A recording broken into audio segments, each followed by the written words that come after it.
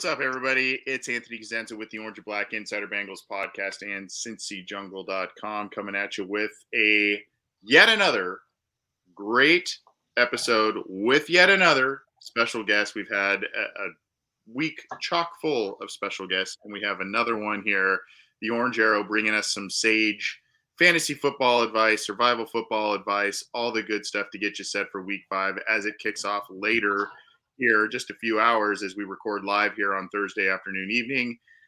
Derek Davis, a.k.a. the Orange Arrow. What's going on, Derek? How you doing this week, bud? I'm doing all right. How are you? Hey, 3-1, looking to go 4-1. I'm getting more and more excited the closer we get to Sunday.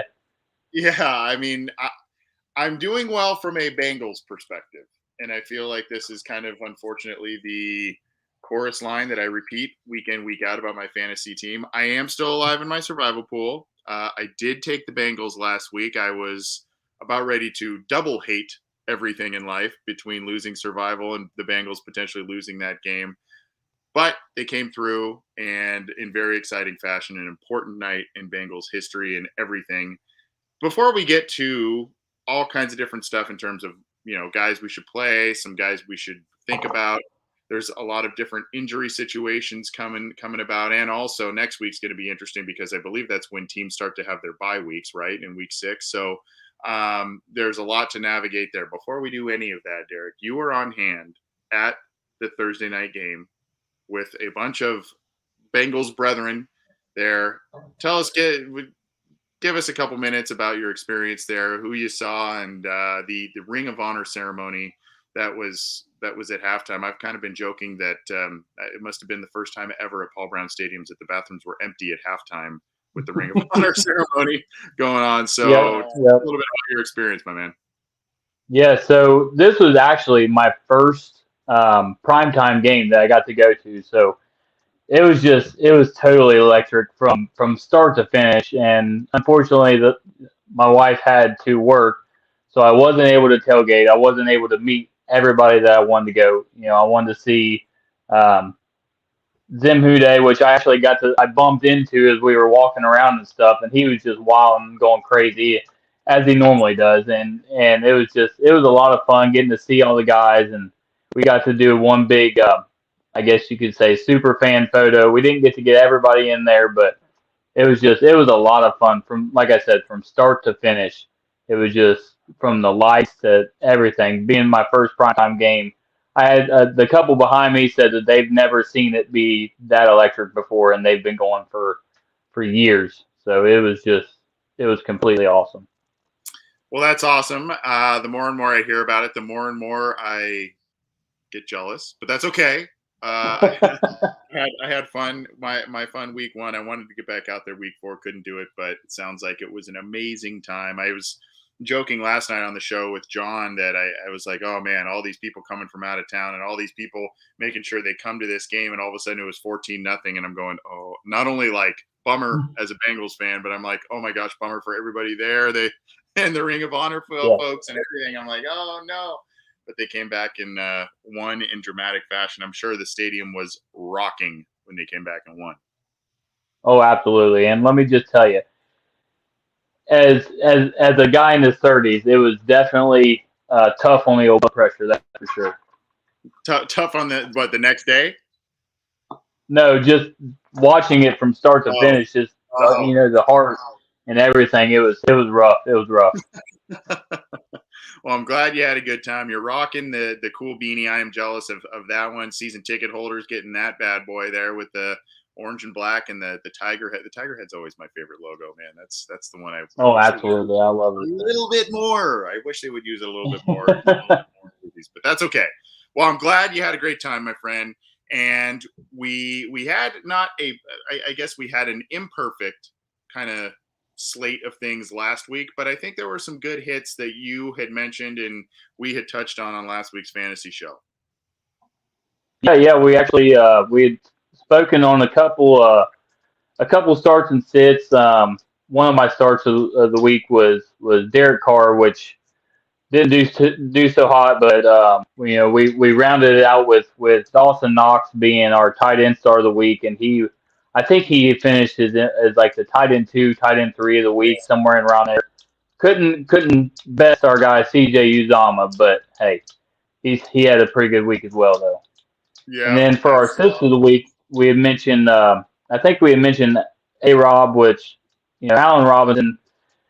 That whole situation, I don't know. I know Justin Fields was declared the starter going forward, so hopefully that helps out a little bit. But unfortunately, until I can see something from A Rob, I would prefer to bench him here going forward. And then Robert Tunyon, another guy as a potential sit. Tight ends are boom and bust because it's pretty much if you can get a couple receptions and a touchdown, you're going to finish within the top 12 of the week. So I didn't really like the potential for Tunyon to score a touchdown last week. So that's kind of where I landed on that one. well, some good ones there. And then the picks of the week. I mentioned that I was going back and forth between the Bengals and the Bills. The Bills, of course, hosting the Texans, who are an absolute mess. The Bengals probably got the best we're going to see from the Jacksonville Jaguars. Maybe they'll sneak in a couple of wins this year, but now with the Urban Meyer situation that came after that game, who knows what kind of tailspin that team's going to be in. But Yeah. both of those, the two teams we largely targeted were ones that we felt pretty confident in. There was another one we kind of talked about. I think it was the Tennessee Titans, but I personally didn't like that one. I thankfully didn't go to that one. I just felt like the Jets were kind of due. Tennessee's been a bit of a mixed bag. So, that's a little bit of the survivor rundown. I think the two picks that we mostly honed in on were the ones that I hope folks ended up taking advice on. Yeah, absolutely. And I had mentioned possibly the Lions, which I hope absolutely no one listened to me on that one. I just thought Dan Campbell's got those guys working, and for some reason, it's just like every week they just can't get over that hump. Kind of like the Jaguars. I mean, the talent it seems like it's there, but and the Jaguars especially, they've got Trevor Lawrence, they've got guys like Laviska Shenault, Marvin Jones, James Robinson, all those guys. It looks like they've got the talent, but for some reason it's just maybe it does come down to coaching. I don't know, but they just cannot get over that hump. Well, I hope the Lions get a win out of the way before they face the Bengals because that we've seen what a trap game could potentially do, and just Detroit, get it out of the way if you got to. Get it out of the way before you face the Bengals, please, and thank you. Absolutely, and that could be another kind of issue where we run into. I think we play Baltimore the following week, Mm-hmm. so that could be another one where they potentially look over the Lions. So hopefully, like you said, Detroit, come on, we're rooting for you. Before we get to more survival picks for this week, sits, starts, all that kind of stuff, this is the YouTube channel for your show, the Orange Arrow Fantasy Show, and we are leaning upon you and your advice, your sage wisdom in the fantasy realm to give us all kinds of good tips. And I hope our listeners are taking advantage of that. You can, if you are tuning in live, please submit some questions to us. If you've got a fantasy lineup question or anything like that, we'd love to hear from you. But I'm going to put the link to your YouTube channel in our live chats. I believe it's in our description as well, so folks can check that out. But tell us a little bit about your channel before we move on to some players, games to pick, all that good stuff. Yeah, so every Wednesday, every Friday, Wednesdays we go over some starts and sits with some possible players. It's normally Wednesdays or after the waivers have run in fantasy leagues. So what I like to do is kind of look at roster percentages of certain players that I think are potential pickups. See kind of where they're sitting as far as fantasy leagues and stuff like that, and see if there's potential guys that's sneaky that's out there that you could possibly pick up and start that week. So that's Wednesdays, and then Fridays we do the Orange Arrow Locks of the Week, where I talk a little bit about betting. And I've got a potential sneaky one this week. I think everybody will like. All right. Well, go subscribe over to the Orange Arrows Fantasy Show. Subscribe to our channel too. If you're stumbling across ours for the first time, subscribe to ours. Click the bell to be notified when we go live, when new content is available. Same thing with the Orange Arrow Fantasy Show on YouTube. Go do the same. Yours is also are also on your show is also on some of the audio platforms. Ours is our Cincy Jungle podcast channels as well, is it not, Derek? Yes, absolutely. You can find me almost everywhere where you can find your guys' podcast. iTunes, Spotify, Google Podcasts. Just basically the ones that the little peons like me can get a hold of. That's where you can find me over there. Little peons. Well, we're on the same platforms, my man. So I guess we're all little peons then. But no, we appreciate your time and your advice here. I could have come on here and pretended to be this fantasy football guru, but if you look at my teams, my friend, I mean, I think I'm 0-4 in our sleeper app league. I've got maybe 2 collective wins in 2 other Yahoo leagues. So for me to sit here and say you should play this guy, you should go pick up this guy, it would be disingenuous of me to do that. So I'm not going to pretend to be someone that I am not, and I'm leaning on someone far more wiser than I am to get this type of advice. So I want to talk about this because there seems to be, and I'll show you my leagues in just a second, but one guy who has risen quite a bit in recent weeks, believe it or not, is AJ Green. And I want to get your take on AJ Green because it just seems to be I don't know, a different situation here with him in Arizona. Started off kind of doing nothing. Then he had, I think, a game with a touchdown catch. It was like, oh, okay. Then he had a 100-yard game. So I don't know, man. What are you making here of of AJ Green? And should I just picked him up in a league because I had DJ Chark and he went on IR. So, I kind of went that route, but do you think he's a viable play, AJ Green, in that offense right now? Yeah, absolutely. I mean, what he's doing right now in Arizona is kind of like he's found that 20. I don't want to say 2018 or was it 2017 where he had. I can't remember the last time he had his 1,000-yard season, but um, he's really starting to find his groove, and he's getting every week. I think he's had 6 targets a week exactly. So he's still a big part of the target share, and you've got DeAndre Hopkins on one side, AJ Green being on the other side. So they're shadowing more towards DeAndre's side of the ball. So I think that helps AJ as well, being that he doesn't have to be that number one target anymore. So yeah, AJ Green right now I've got him kind of in that wide receiver 3 flex kind of range. So if you've got him, and depending on the other players you got, I mean he could definitely go right in there in your lineup in that flex kind of wide receiver 3 range, like I said.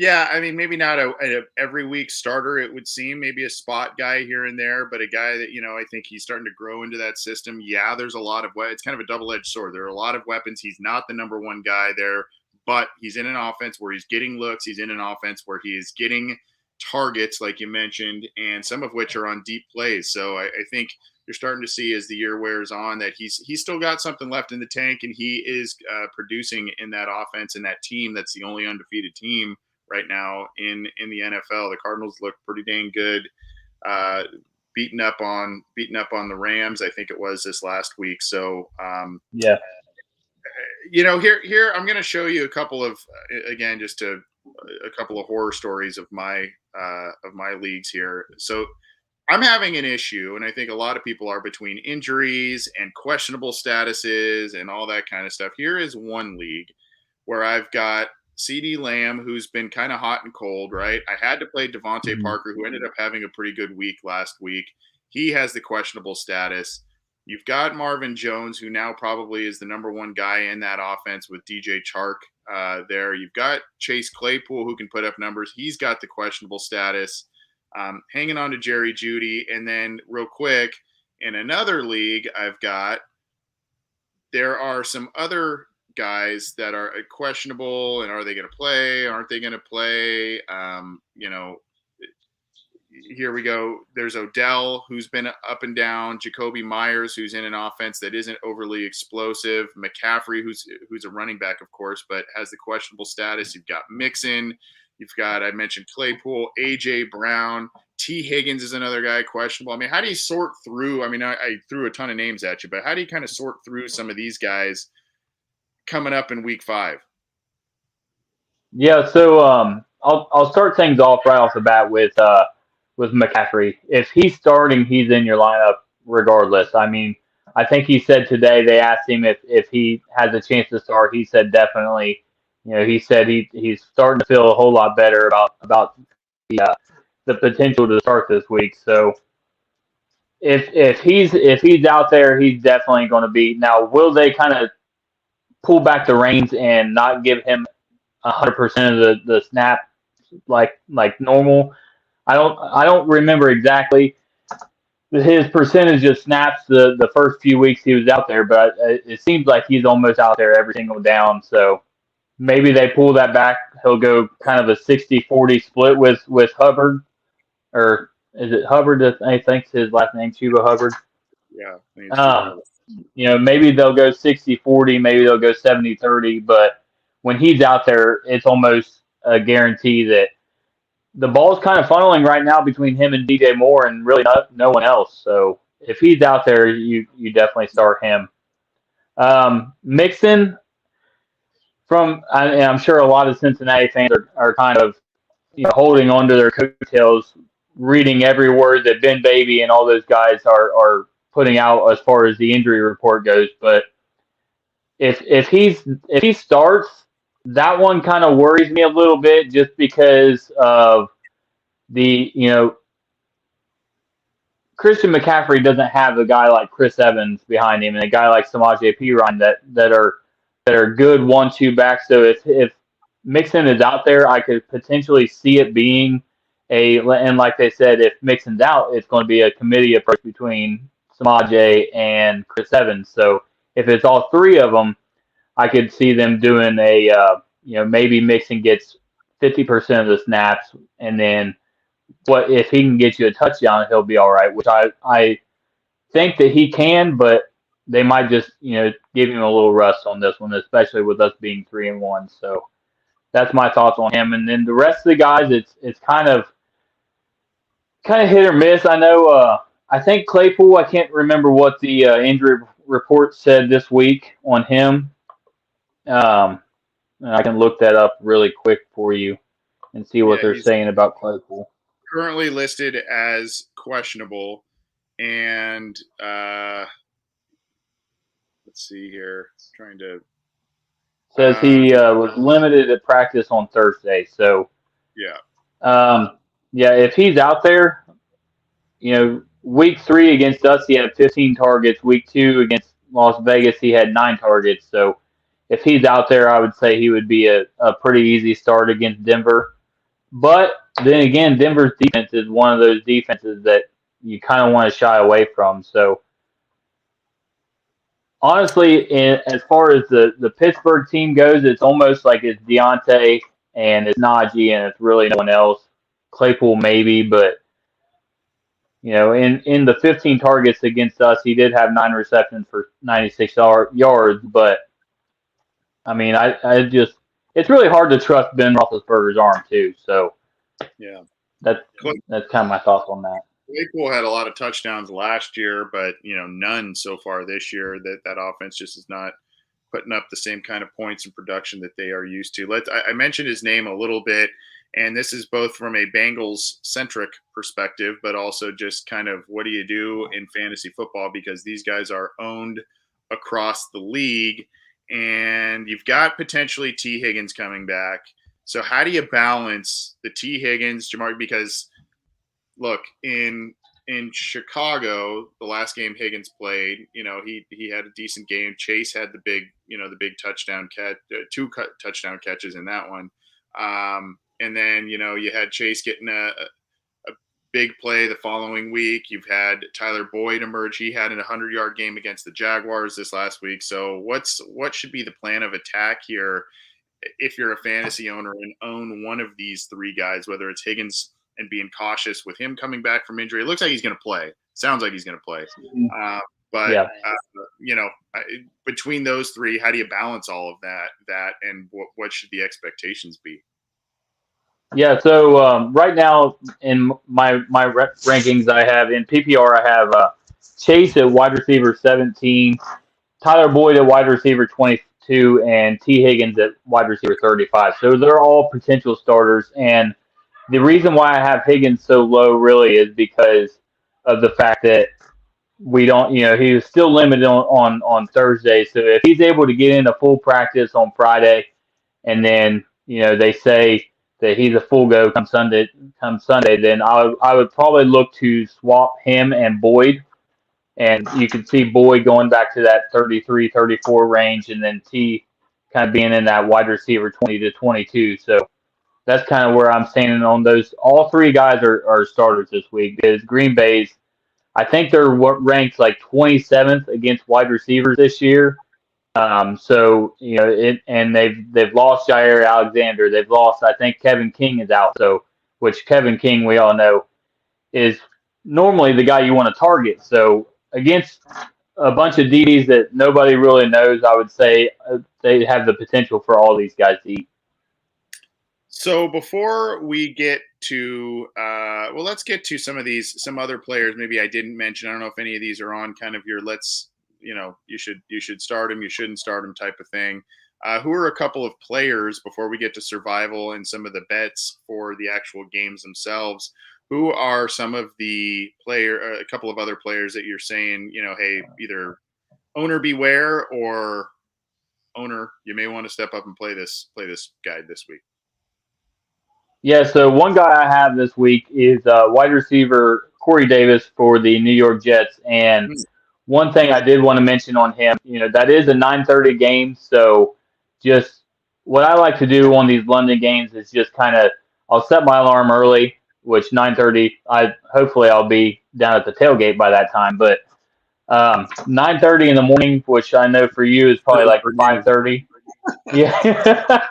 So maybe, at 5 o'clock or something, just set your alarm, take a look through your phone real quick, make sure there are no, surprising inactives, which I know Russell Gage and I think Calvin Ridley both didn't fly to the game. So Cordell Patterson, Kyle Pitts, and Mike Davis, those guys, fire them all up because they should all have pretty good games.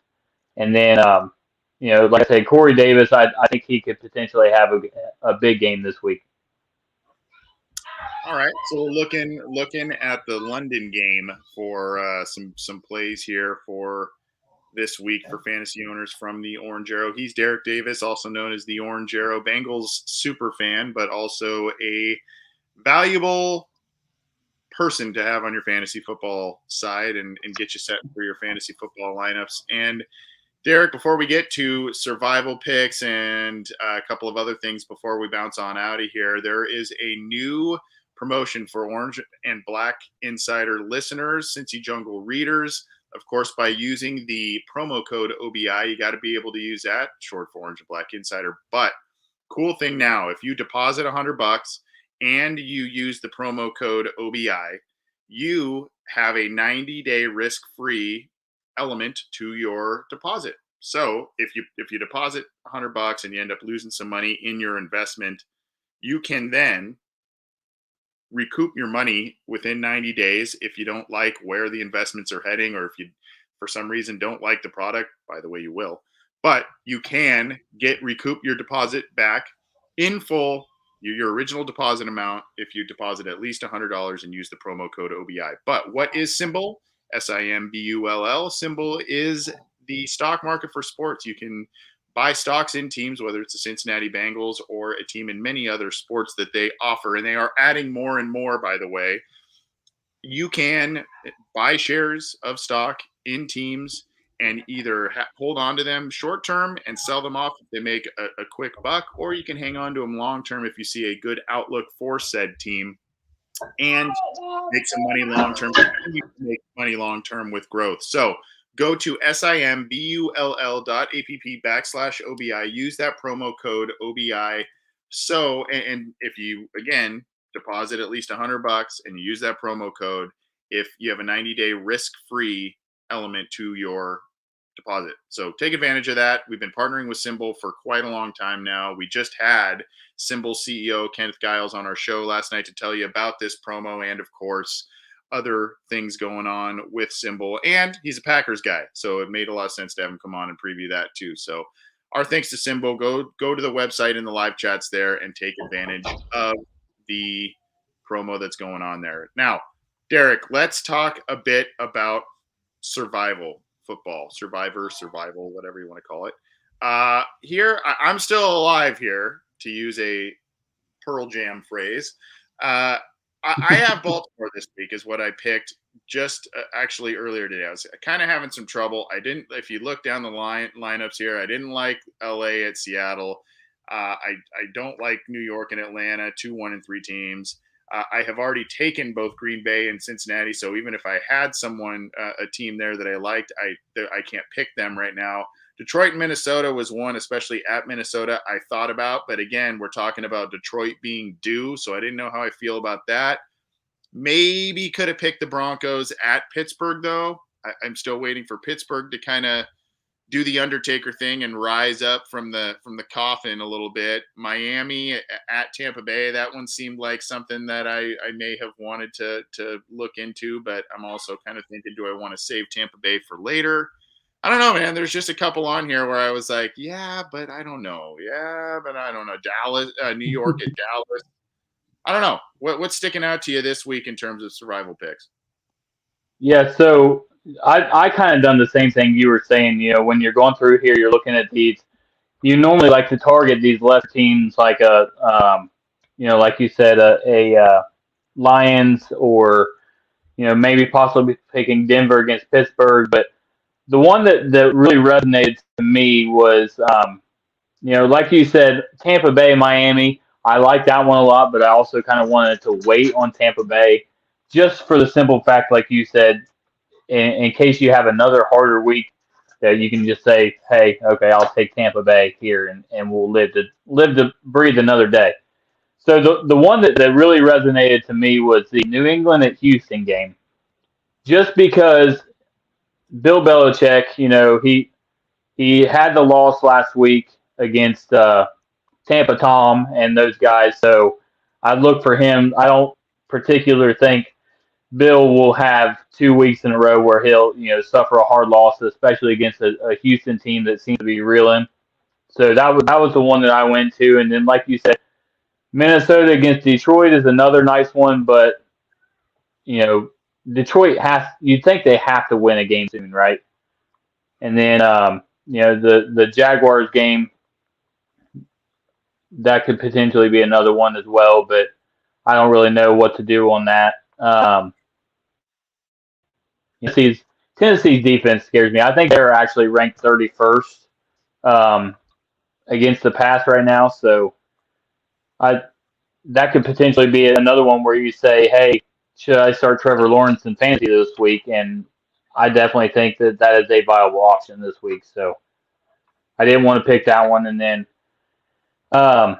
another one that I liked really well was, like you said, the Dallas-New York Giants game, but with those division rival or division matchups, you never know which way, one way or the other, which way it could go. So yeah. I couldn't do that one either. So am I in the right ballpark with taking Baltimore this week? That one, so it kind of scares me a little bit because they're both 3-1. Carson Wentz seems like he's starting to get a little bit healthier. You've got Jonathan Taylor over there. Naeem Hines, I think he just showed up on the injury report today. So, and I love Michael Pittman in fantasy. And he's, each week he's got, other than week 1, week 2, 12 targets, week 3, 12 targets, and then week 4, he got 8 targets. So that's a guy that, and he has yet to score a touchdown. So if you want to talk about a potential touchdown guy, if you wanted to do a prop bet or something like that for Michael Pittman to score a touchdown, I could see that happen. But yeah, that one it's kind of iffy to me. But I mean, when do you bet against Baltimore? So And I believe it's at Baltimore. If I read yeah, that correctly. Yeah. So yeah, that was a hard one to pass up. I don't know. I may make a last minute switch here before the Thursday night football deadline, but that's kind of where my head was at there. Speaking of wins, losses, and everything, we're bringing up the lines.com. Not sponsored by them, but we like this website because it provides a lot of different outlets in terms of the lines on games, whether it's showing DraftKings lines, Caesars Sportsbook, FanDuel, BetMGM, PointsBet, all kinds of different things. Were there a couple of games, Derek, that you're targeting because of either the line or venue, teams playing, any of that, where you say, this could be a safe bet here? yeah. So that's normally the first thing I like to do is I'll go look at the lines. And like I said, the first two that immediately caught my eye was Tampa. I think they were -10 to beat against Miami, and Mm-hmm. then of course New England. I think they were minus was it -8.5 maybe? Yeah, 8.5 or 9, depending on the outlet, it looks Okay. like.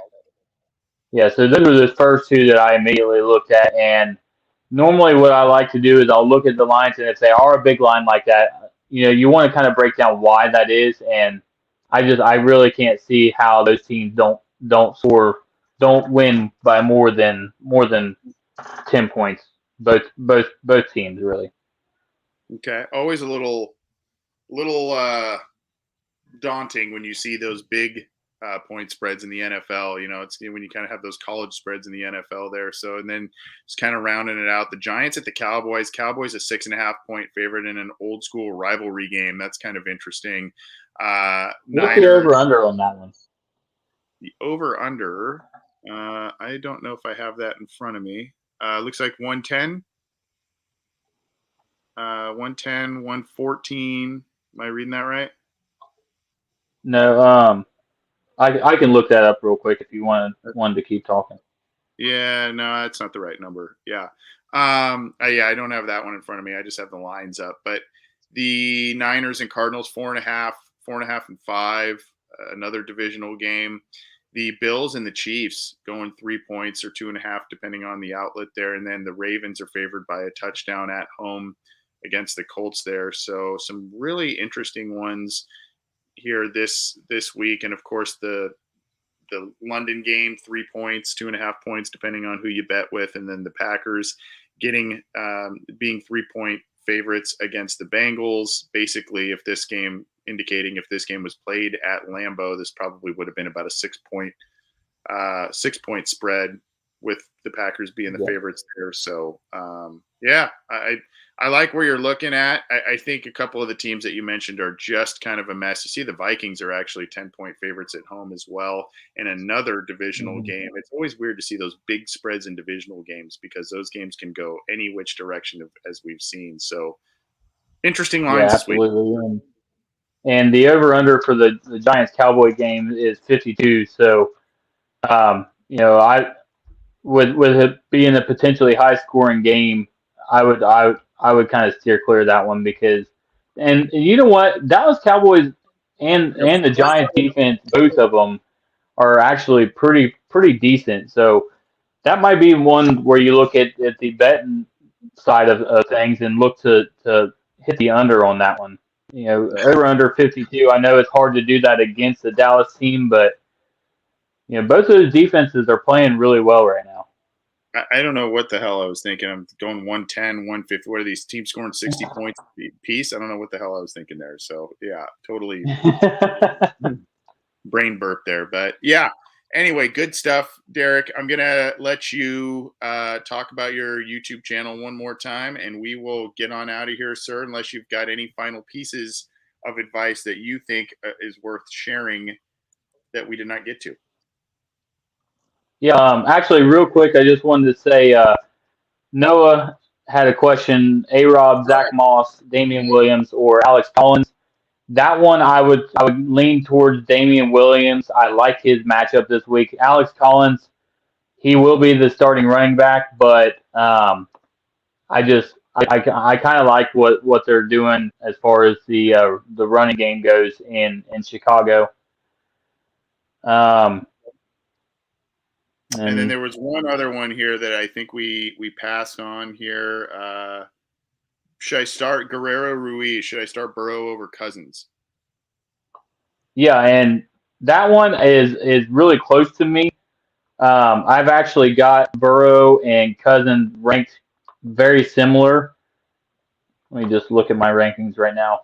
So I have Kirk Cousins. I've got him ranked ninth, and I've got Burrow ranked 12th. So if you wanted to go Kirk Cousins against Detroit, that's that seems like a pretty good spot. But they also could look to run the ball a little bit more.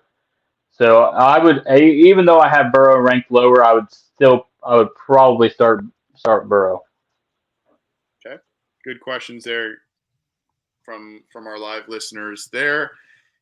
I put the URL for your YouTube channel, the Orange Arrow Fantasy Show, in the live chats there.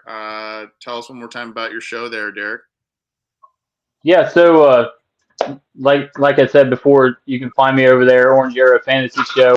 I do a lot of fantasy stuff, starts and sits, and players to pick up, that kind of thing on the Wednesdays show, and then on Friday's show, I do a little more betting side of things where I do my best bets and that kind of stuff over there. So it's a lot of fun. I'm looking to potentially do a little bit more than what I've been having, but with two kids, it's a little hard to do more than one or I two hear you. shows a week. So I don't I know hear how you do it, man. well, I don't know. I hear you though. Most definitely. I hear you. But thanks for your time and joining us today and giving us some fantasy football advice. Hope everybody has a great week of fantasy football, survival football, all that kind of stuff. And hopefully you not only subscribe to the Orange Arrow Fantasy Show YouTube channel, but hopefully you've enjoyed this week's content. We had the post game show late last week. And then, of course, it bled into the water cooler chat with Drew Garrison on Tuesday. Last night, Wednesday night, we had Mike Petraglia, who covers the Cincinnati Bengals, join us on the program, as well as Simbull CEO Kenneth Giles, talking about all things Bengals and Bengals Packers, etc. Another special guest today, the Orange Arrow, giving out some fantasy football advice. Tomorrow, Friday, we have listener questions live. John Sheeran, myself, and special guest Malik Wright of the Right Way Sports Network joining us. So jam-packed week, as well as post-game show on Friday. I know. But You guys enjoy. are killing it right now. Well, we're doing what we can. Derek, thanks for everything, man. I appreciate your support of our show and giving out some advice to our listeners. Have a good week. Have a good time at the game, dude. Yeah, absolutely. And if you guys are out there, look for me. We'll be in lot one, starting up things off, and then I think Gift Vader's doing a performance of his New Stripes song over on I can't remember exactly where they said that was now. Was it Longworth Hall? I think he's doing that over there, and then of course Bengal Jim's got everything he's doing. So have fun. Hopefully, I see everybody out there, and Hooday. All right, take it easy, everybody. Have a good week, and listen to this advice that we gave you today for your fantasy football lineups. Take it easy.